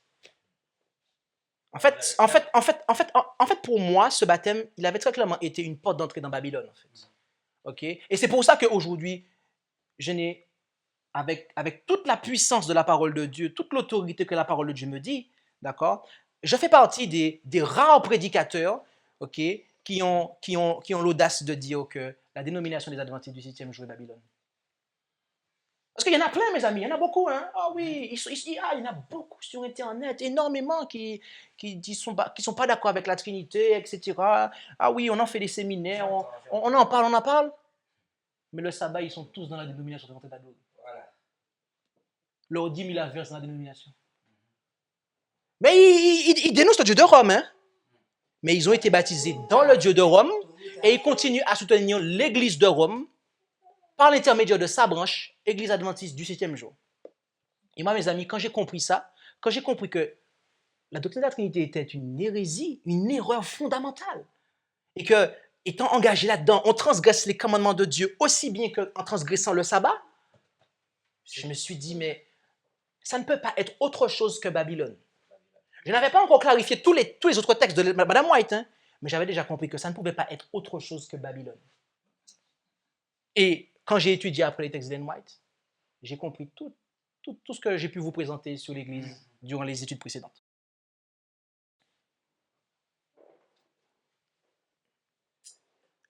Voyez-vous, l'âme sincère n'invoquera pas son ignorance de la loi pour excuser ses transgressions, mais elle désirera une fois encore être ensevelie avec Christ par le baptême. Dans Évangéliser à la page 335, paragraphes 2 et 3, Ellen White dit, à notre époque, nombreux sont ceux qui ont violé, sans le savoir, un des commandements de la loi de Dieu. Quand leur intelligence est éclairée et que les impératifs du 4e commandement se sont révélés à leur conscience, ils se sont vus pécheurs devant Dieu. Le péché est la transgression de la loi, 1 Jean 3, verset 4. Et quiconque pêche contre un seul commandement devient coupable de tous, Jacques 2, verset 10. Celui qui cherche sincèrement la vérité n'invoquera pas son ignorance de la loi pour excuser ses transgressions. La lumière était à sa portée. La parole de Dieu est claire et le Christ l'a engagé à sonder les Écritures. Il respecte la loi de Dieu comme étant sainte, juste et bonne, et il se repent de ses transgressions. Par la foi, il se déclare du sang expiatoire du Christ et il revendique la promesse du pardon divin. Son premier baptême, dit-elle, ne le satisfera plus désormais, car il s'est reconnu pécheur et tombe sous le coup de la condamnation de la loi de Dieu. Il est passé par une nouvelle expérience de la mort au péché et il désire une fois encore être enseveli avec le Christ par le baptême afin de ressusciter et de marcher en nouveauté de vie. Cela est en harmonie avec l'exemple de Paul lorsqu'il baptisait des Juifs convertis au christianisme. Cet épisode a été rappelé par le Saint-Esprit pour servir d'enseignement à l'Église, dit-elle. Amen. Mes amis, la question du second baptême, voyez-vous, malgré toutes ces déclarations qui sont très claires, très parlantes, elle devrait cependant être traitée avec le plus grand soin. Car, voyez-vous, à l'époque d'Ellen White, les gens, en 1854, si je ne me trompe pas, ils avaient vu les déclarations qu'on a vues dans Spalding and Magan, etc. Et donc, quand ils ont vu comment Mme White parlait à propos du baptême et qu'elle disait « ils auraient à être baptisés, ils ne feront pas de progrès, etc., etc. » Eh bien, en fait, ce qui s'est passé, c'est que les frères et certains frères prédicateurs, eh bien, ils sont allés dire aux gens « ah, il vous faut être baptisés, sinon vous serez perdus, etc. C'est pas bon, vous avez, etc., etc. » Et mais Ellen White a fait comprendre qu'aucune obligation humaine ne devrait reposer sur les croyants.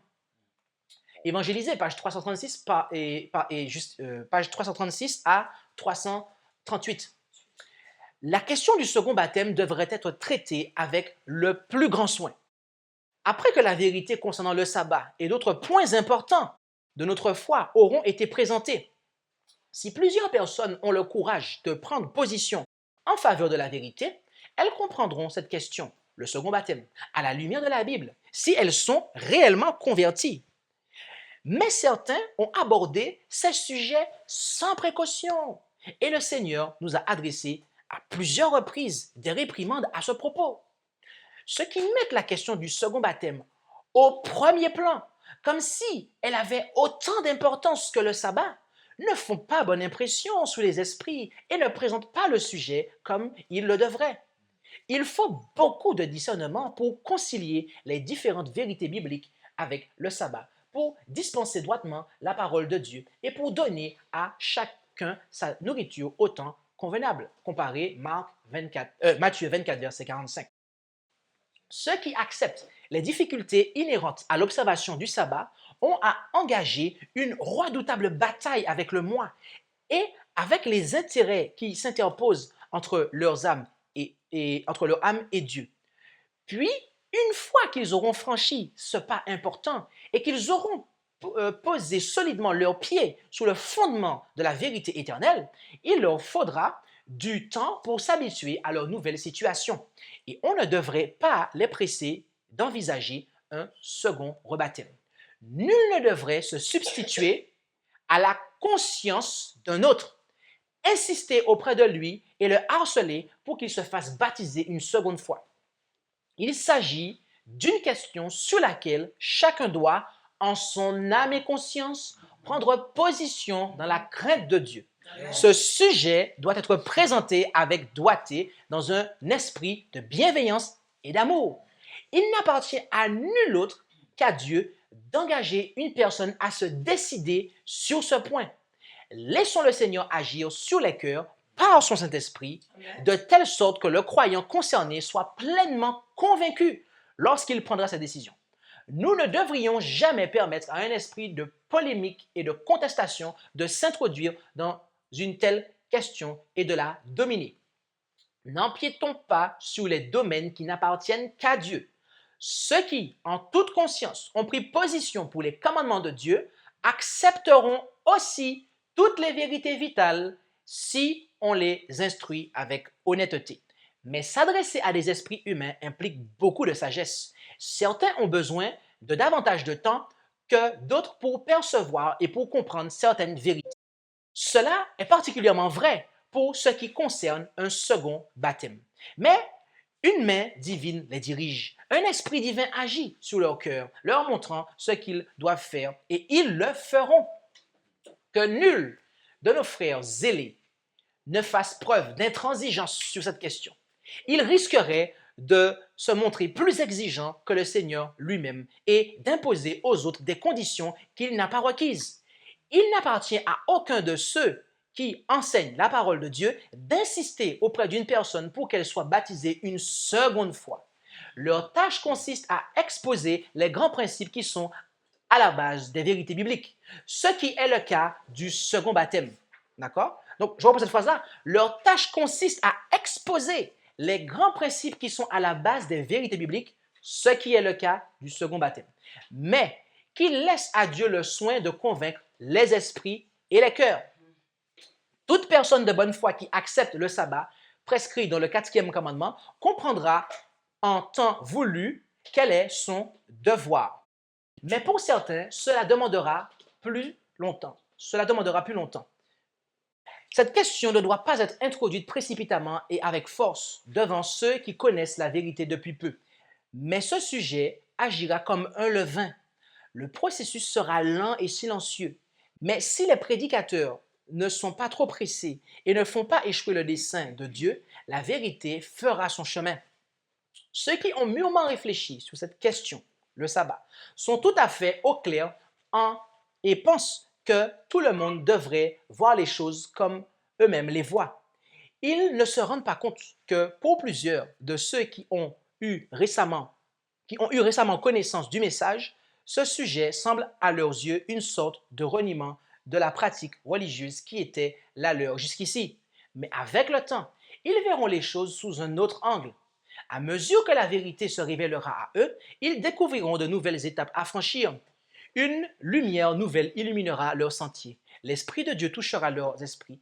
Si du moins aucun humain ne s'interpose et ne cherche à les détourner de ce qu'ils croient être la vérité.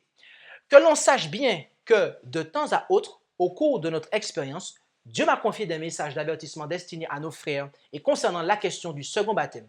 J'ai vu que notre frère, et il ne donne pas le nom, et quelques autres prédicateurs commettaient des erreurs dans certains domaines parce qu'ils faisaient du second baptême une question primordiale et un test. Ce n'est pas ainsi que ce sujet devrait être enseigné. Il devrait être présenté comme un grand privilège et une bénédiction. OK? Donc, le second baptême. Hein? C'est donc sous cet angle-là que le verront ceux qui y sont baptisés une seconde fois, s'ils en ont une juste idée. Ces braves prédicateurs ne conduisaient pas ces nouveaux convertis pas à pas avec prudence et circonspection. En conséquence, plusieurs de ces personnes se sont détournées de la vérité, alors qu'avec un peu de patience, de bienveillance et de tact, ce triste résultat aurait pu être évité, dit-elle. En résumé, on ne devrait pas presser ceux qui viennent d'accepter la vérité d'envisager un second baptême. Qu'aucun de nos frères zélés ne fasse preuve d'intransigeance sous cette question. Nul ne devrait se substituer à la conscience d'un autre, insister auprès de lui et le harceler pour qu'il se fasse baptiser une seconde fois. Et bien souvent, c'est ce qui se passe. Non, c'est pas la peine d'appeler les frères, les gens qui sont intéressés. C'est, voilà, ils sont pas disposés, ils sont pas encore prêts. Le message a été présenté, il faut laisser l'Esprit de Dieu agir. Il s'agit d'une question sous laquelle chacun doit, en son âme et conscience, prendre position dans la crainte de Dieu. Ce sujet doit être présenté avec doigté, dans un esprit de bienveillance et d'amour. Il n'appartient à nul autre qu'à Dieu d'engager une personne à se décider sur ce point. Laissons le Seigneur agir sur les cœurs par son Saint-Esprit, de telle sorte que le croyant concerné soit pleinement convaincu lorsqu'il prendra cette décision. La question du second baptême devrait être traitée avec le plus grand soin. Il devrait être présenté comme un privilège et pas comme un test. S'ils sont réellement convertis, dit-elle, ceux qui ont le courage de prendre position en faveur de la vérité comprendront la question du second baptême à la lumière de la Bible. Ceux qui, en toute conscience, ont pris position pour les commandements de Dieu accepteront aussi toutes les vérités vitales si on les a instruits avec honnêteté. OK? Donc, voilà pourquoi, durant cette présentation, j'ai essentiellement posé des questions. J'ai amené à la réflexion. Parce que il faut présenter les choses, mais c'est à chacun d'examiner sa situation. OK? Donc, je n'ai pas à aller, même du haut de la chair ou en privé, dire aux gens, mais tu sais, tu dois être baptisé. Mais qu'est-ce que je suis quand je fais ça? Pour qui je me prends quand je fais ça? Pour qui je me prends? Je me prends pour le Saint-Esprit, mes amis. Et là, j'ai fait, ouais. Et là, j'ai fait une trinité, ouais. Hey, hey. Non, non. J'ai pas à faire le travail du Saint-Esprit, non. J'ai pas à faire ça. Il faut présenter la vérité et laisser chacun examiner sa situation. Comme je vous l'ai dit, moi, personne n'est venu me dire ça. Parce qu'en fait, il n'y a personne qui prêchait là-dessus. Personne ne présentait ces messages-là. Et en fait, c'est tellement pour vous dire, quand j'ai été baptisé, il y a même des gens qui ont été choqués. Des gens m'ont dit, mais t'as déjà été baptisé, je ne comprends pas. C'est quoi tout ça? Mais t'as déjà été baptisé? Les gens m'ont dit ça. Il y a un frère qui était choqué. Choqué. Pourquoi? Bah, comme ça. Après mon rebaptême, j'ai vu qu'il y a eu une vague de rebaptême dans le mouvement. Il y a beaucoup de non-trinitaires qui se sont fait rebaptiser. Faut croire que j'ai ouvert la voie pour ça. Bon, bref. En tout cas, il y a ça. Il y a ça. Donc, le point de cette présentation, mes amis, était tout simplement de montrer qu'en réalité, aujourd'hui, l'Église adventiste du septième jour est réellement dans le mouvement œcuménique, en fait, contrairement à ce qui est dit, d'accord? Et que de nos jours, euh, en règle générale, si les pasteurs et les anciens, s'ils baptisent, ce qui m'étonnerait, mais s'ils font bien leur travail, normalement, eh bien, les gens ont été baptisés dans la Trinité, d'accord? Et donc, de montrer que ça, c'est un baptême œcuménique, ok? Et donc, à ce moment-là, euh, dans ce cas-là, cela ne correspond pas à une porte d'entrée dans l'Église, la seule Église du Christ qui adore le seul Dieu, le Père, ainsi que son Fils unique engendré. Parce qu'il n'y a qu'un seul baptême, un seul Dieu, un seul Seigneur, d'accord, une seule foi. Et donc, malheureusement, Satan, il fait des contrefaçons. Et donc, on, on peut ne pas voir les choses. Ok. Et donc, je voulais montrer cela. Je voulais pouvoir exposer ça simplement, en toute simplicité, et pour que celles et ceux qui ont déjà l'esprit ouvert sur la question de la divinité, les apostasies qui ont eu lieu, puissent, je dirais, être au courant de cela et pour que chacun puisse avoir le privilège et la joie de s'examiner. Et, et c'est pour cela que si, si nous nous sommes rendus compte de ça, mes amis, et que vraiment nous voulons ne rien avoir à faire avec Babylone, ok, nous devons savoir notre positionnement, ok? Parce que je veux juste rendre un autre témoignage. Et là, ce ne sera pas le témoignage de celui qui a été baptisé, qui a été rebaptisé une seconde fois il y a plusieurs années. Mais là, je veux rendre un témoignage en tant que pasteur, à présent. Jusqu'à présent, j'ai témoigné en tant que rebaptisé. Mais là, je vais rendre un témoignage en tant que pasteur maintenant. J'ai constaté, c'est un constat, que lorsque il n'y a pas de rebaptême, ok? Parce que Madame White dit qu'il n'y aura pas de progrès, dit-elle. Et j'ai constaté que dans certains cas, et je vais peser mes propos, dans certains cas, mais qui sont majoritaires, lorsqu'il n'y a pas de rebaptême, en fait, l'esprit des gens, de ceux qui adhèrent à la vérité présente, il est encore dans la dénomination, en fait. Parce que bien souvent, ils se considèrent encore membres de l'Église officielle, ok? Et ça sort de leur bouche naturellement. Mon Église, mon pasteur, mon ceci, et voilà. Et en fait, c'est juste un constat, juste un constat. Moi, j'ai l'occasion de parler avec beaucoup de personnes et j'observe des choses. Et, et en fait, c'est juste pour vous partager ce point de vue-là. Parce que ce n'est pas tout le monde qui a l'opportunité d'avoir ce point de vue-là que j'ai. Et donc, mes amis, juste une réflexion que je partage comme ça. Si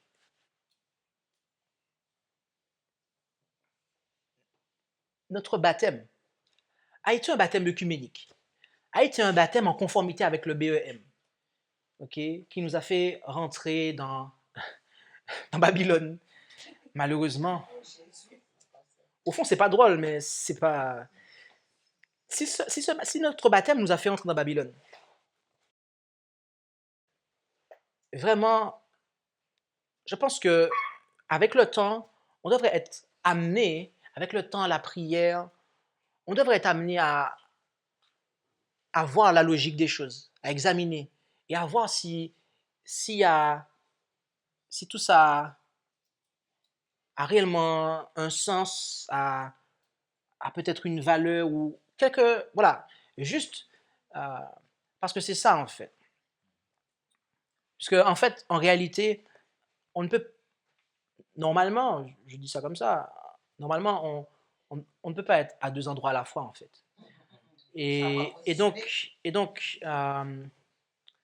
Voilà, c'était juste pour partager ce point de vue-là, pour que... et je vous dis, hein, ce n'est pas un truc qui est isolé, hein, c'est quelque chose que j'observe, que j'ai pu observer à différents endroits, en partageant avec toutes les personnes avec qui je suis en contact. Et, et donc, c'est quelque chose que j'ai observé, en fait. Ok, il y a toujours une appartenance. En fait, inconsciemment, les gens ont toujours l'engagement du baptême qu'ils ont pris avant, en fait. Ils ont toujours, oui, l'engager, soutenir par la dîme et les offrandes, soutenir par mon service, par ma présence. Moi, je peux dire véritablement, mes amis, avec vérité, que c'est l'Esprit qui m'a conduit à comprendre ça. Je vous dis, il n'y a pas une seule prédication que j'ai entendue là-dessus. Pas une seule. Parce que j'ai vu ça et les déclarations qu'on a vues précédemment, et j'ai compris le principe, en fait. Le principe qu'il y avait, parce que j'avais suivi le pape dans l'adoration de la Trinité. Et donc, pour moi, c'était clair. Donc, moi, je peux témoigner pour moi. Et chacun doit pouvoir témoigner pour lui-même. Chacun doit avoir sa relation avec Dieu et voir pour lui-même. Mais il y a une chose que j'aimerais dire ici. Il y a une chose que j'aimerais dire ici. C'est qu'une fois que l'on décide de prendre le baptême, et ça, je le dis notamment à l'intention de ceux qui ont été rebaptisés. D'accord? Ce que je vais dire là, c'est à l'intention, à l'égard de ceux qui ont été rebaptisés. Une fois que nous avons pris le baptême, mes amis, c'est pour servir Dieu fidèlement. Je tiens à le dire. Parce que bien souvent, malheureusement, on a été infidèle dans la dénomination et on a été infidèle dans diverses choses. Okay? Et on se refait baptiser et on continue à être infidèle en fait. Donc, je tiens juste à adresser ce message, okay, aux frères et sœurs qui ont été rebaptisés. Je vous invite vraiment je nous invite tous, parce que je suis dedans, à vraiment considérer le témoignage de Jésus, qui dit de se refaire baptiser et de servir Dieu fidèlement. Car mes amis, autrement, nous aurons des difficultés avec le Seigneur. Et de plus, comme on l'a vu à la fin de la présentation, qu'il n'y a pas d'obligation, il n'y a pas de contrainte, d'accord, à présenter aux différentes personnes que nous rencontrons. Il nous faut leur présenter le message avec amour, douceur et laisser l'Esprit de Dieu travailler. Okay? Et puisse Dieu, mes amis, nous aider à comprendre ces choses. Et puisse Dieu, je vais conclure avec cette phrase, puisse Dieu nous aider à accepter le message du troisième ange dans toute sa force, dans tous ses recoins, et que nous puissions avoir pour désir de nous assurer d'avoir entièrement quitté Babylone pour suivre Jésus-Christ là où il se trouve, par la foi, dans le lieu très saint du sanctuaire céleste, lequel intercède pour nous, d'accord, dans la pièce où se trouve le décalogue, ok, pour que nous puissions, eh bien, être réconciliés avec notre Dieu. Amen. Merci d'avoir écouté cette présentation avec intérêt. Pour plus d'informations, consultez notre site internet lereste.org et suivez-nous sur Facebook ainsi que sur YouTube à @lereste. Vous pouvez aussi nous contacter par email à info@lereste.org ou par téléphone au +33 6 12 60 13 69.